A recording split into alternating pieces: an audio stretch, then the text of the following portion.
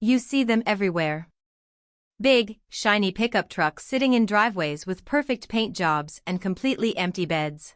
No scratches, no dirt. Nothing that shows they've ever done any real work.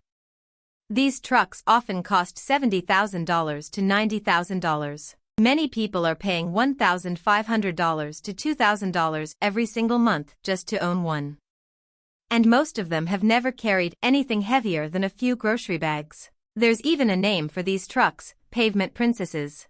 Trucks bought more for the image than for actual use. But here's what makes this really uncomfortable. Most of the people who own these trucks don't think they made a bad decision.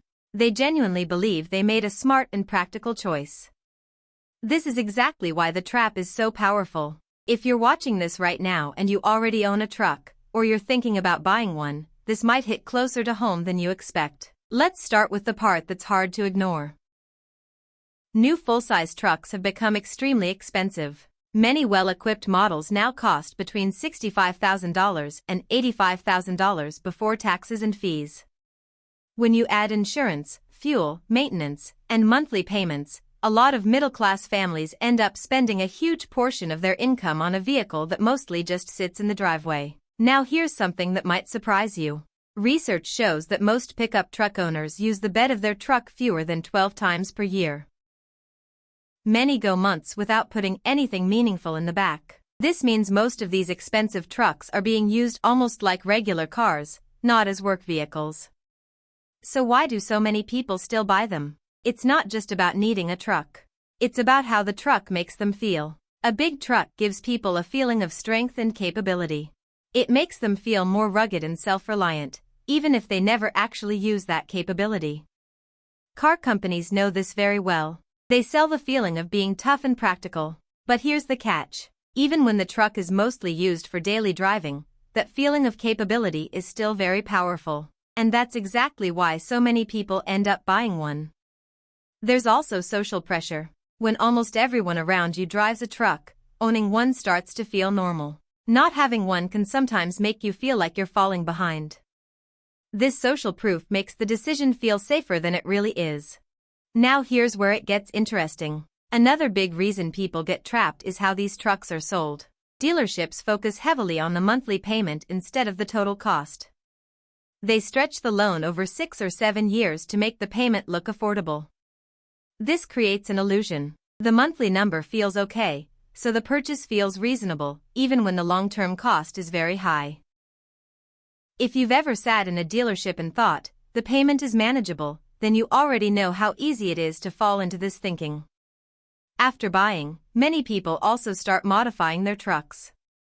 Lift kits, bigger wheels, window tint, and other upgrades. These changes can easily add another $5,000 to $15,000 in the first few years.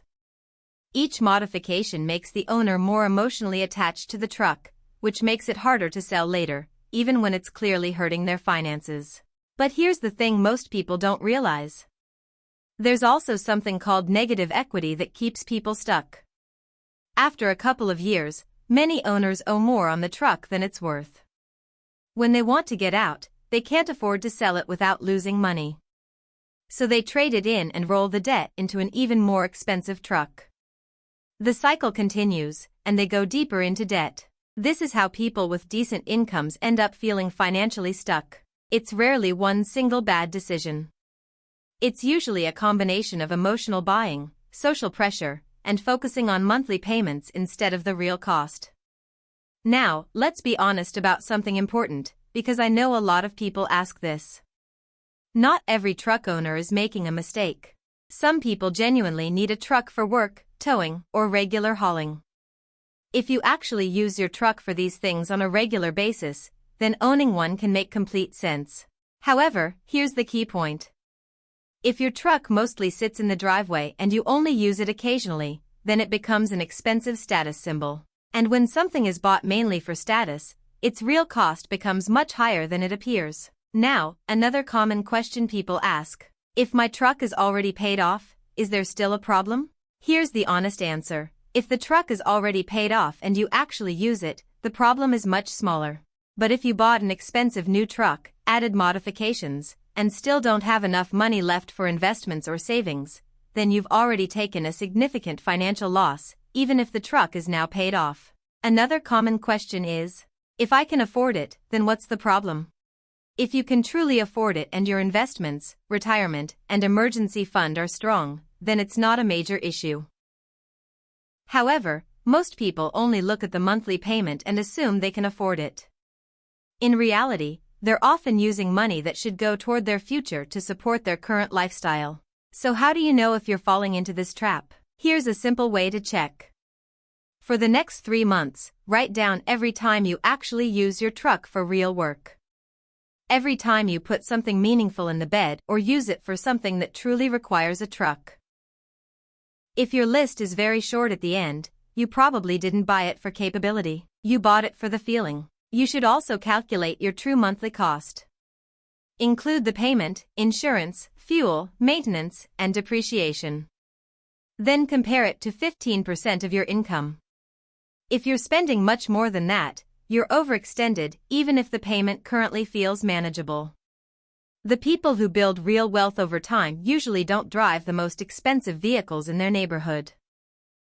They drive reliable cars that get the job done without quietly draining their money.